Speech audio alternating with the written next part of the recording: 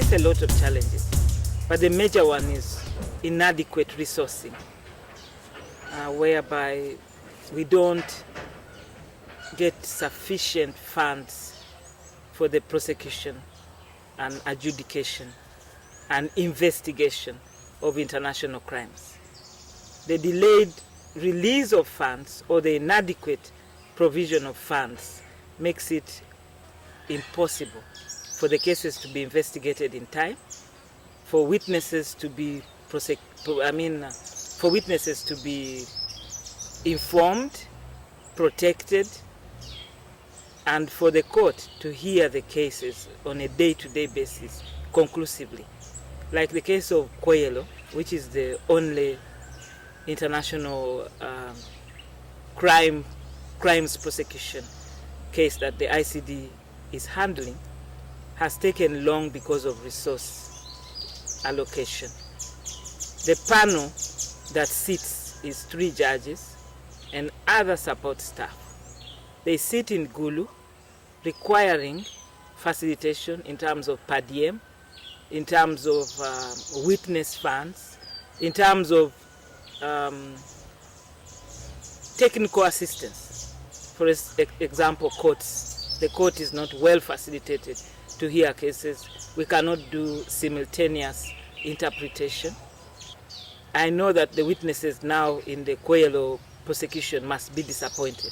It has taken such a long time for the prosecution to collect them, to have them come to testify. The trial is going at chameleon pace for the reason of inadequate resourcing. So their rights are not respected. The rights of the accused persons in Kweyelo's trial, for example, are not being respected. It is perpetually waiting for trial. That is not fair. That cannot be fair trial if the hearing goes on and on and on. We have a well-known maxim in law that justice delayed is justice denied. We don't have a witness protection law in this country, and there's been a bill.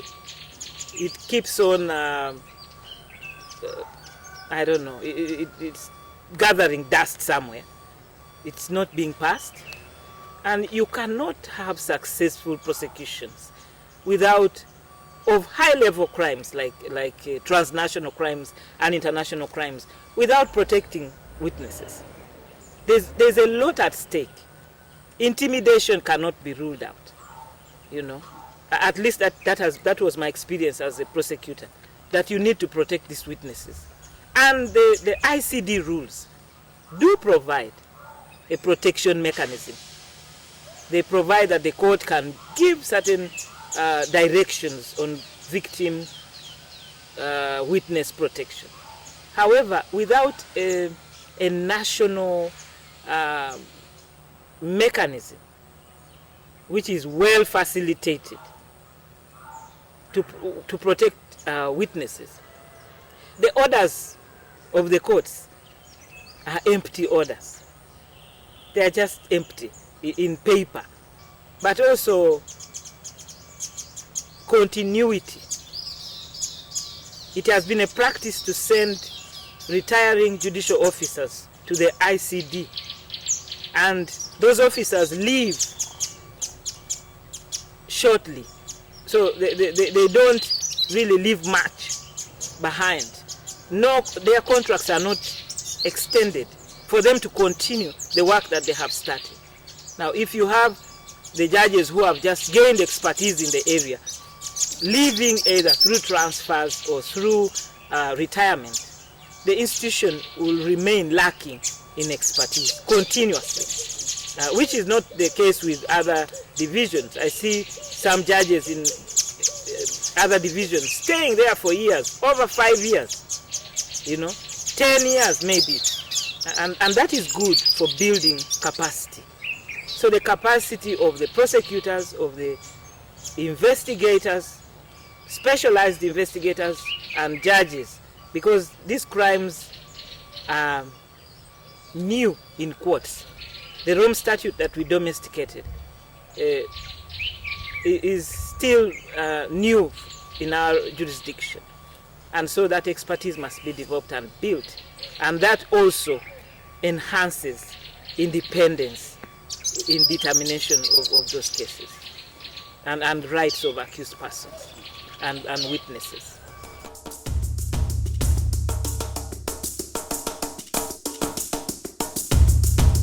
There have been no direct attempts to influence me in my career, both as a prosecutor and as an as a prosecutor and as a judicial officer. I haven't experienced pressure, direct pressure or influence. But indirectly, if you make a decision, and that is not in regard to international crimes, but if you make a decision like is happening currently, to release an accused person on bail, and you follow all the legal requirements. Now, if you do that and security agencies, other than the police, release that person, rearrest the person immediately, it's a signal which is being sent to the judiciary that you cannot do what you think you have a right to do. So that signal, that subtle message is being sent. It's an attempt to influence the judiciary. I think so. Every judicial officer must stick to the oath that they made, that they will execute justice without fear or favor, and that the guiding factor is the Constitution, which is the Bible of the judiciary. So that is the most important thing. But secondly, the judiciary must be properly funded. As an institution, justice is expensive, but it's not bargainable. It's a right just like eating food, just like the right to health, just like the many other rights.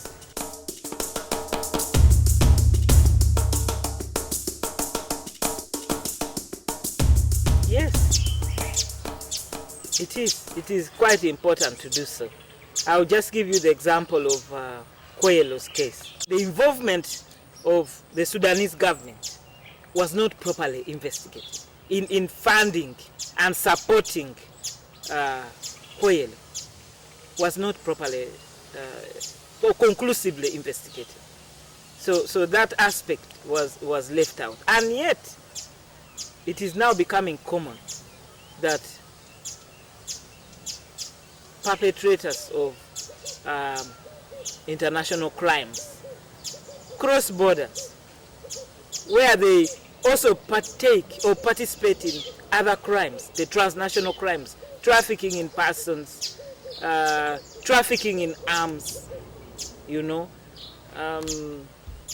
terrorism, and so on and so forth. So linking them at the earliest possible time during the investigations is relevant. For Kweyelo's case, of course, I think Uganda did not have mechanisms, mutual legal assistance mechanisms with Sudan. There was animosity actually between the two states. So there's no way that the Sudanese government would have assisted the government of Uganda. At the moment, there is no relationship between the ICD and regional courts that I know of, none at all. So unfortunate, isn't it? There has been some relationship between the ICD and the ICC. I'm aware that there have been training programs, a few that have been implemented. We domesticated the Rome Statute. And the ICD rules, our ICD rules, provide that when it's necessary and required, we can apply the rules of evidence of the International Criminal Court. And I did apply those rules in the pre-trial hearing of Koyelo, and in the determination and confirmation of the charges that are now being tried before the panel that is hearing the case. So that is the relationship that I know so far, but nothing more than that.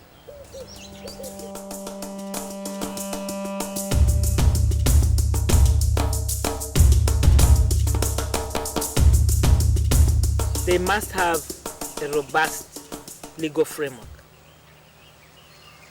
that describe the offenses in question, that cover all the crimes. We had a problem with the Koyelo trial because the Rome statute that we domesticated, the ICC Act, takes effect from the time it was passed.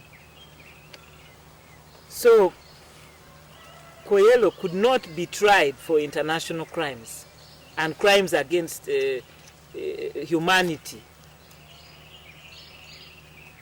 because of that.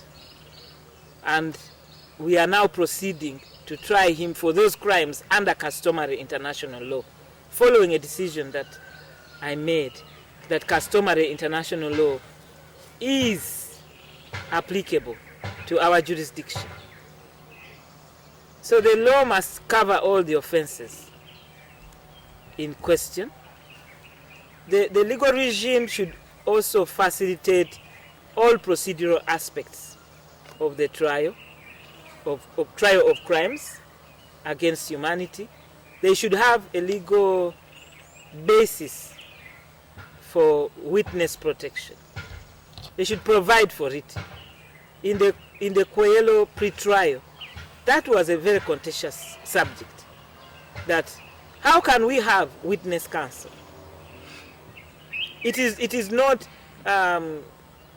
known in our jurisdiction, our common law jurisdiction, that witnesses can have counsel. Does it mean there are three parties now to the case? The state on one side, the accused on the other side, and the witnesses on another side? Doesn't the prosecution cater for witnesses? So it was a bit challenging, but following the fact that the ICD rules allow us to apply the ICC rules of evidence and so on, I made the decision that victim counsel can participate.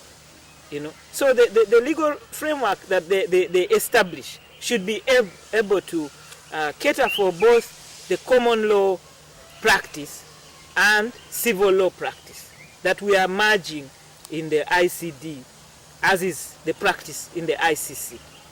And then resources. They should have a proper court built with all the facilities that facilitate hearing of cases. It is not even only international crimes that require those facilities. Even in a normal criminal trial, you need translation. And translation is not cheap. We depend on human beings. We don't have gadgets for simultaneous translation, you see, in case there are many languages that are involved in the court. So that delays a trial. The common man in the streets wonders what we are doing, And then, apart from constructing a court that can accommodate all the judicial officers with all the requisite facilities and the proper robust legal framework and funding, all this ensure that there is independence of the court in deciding its cases. But not just independence, expeditious hearing of cases. And that builds confidence of the public, of victims and witnesses, and of the accused person himself.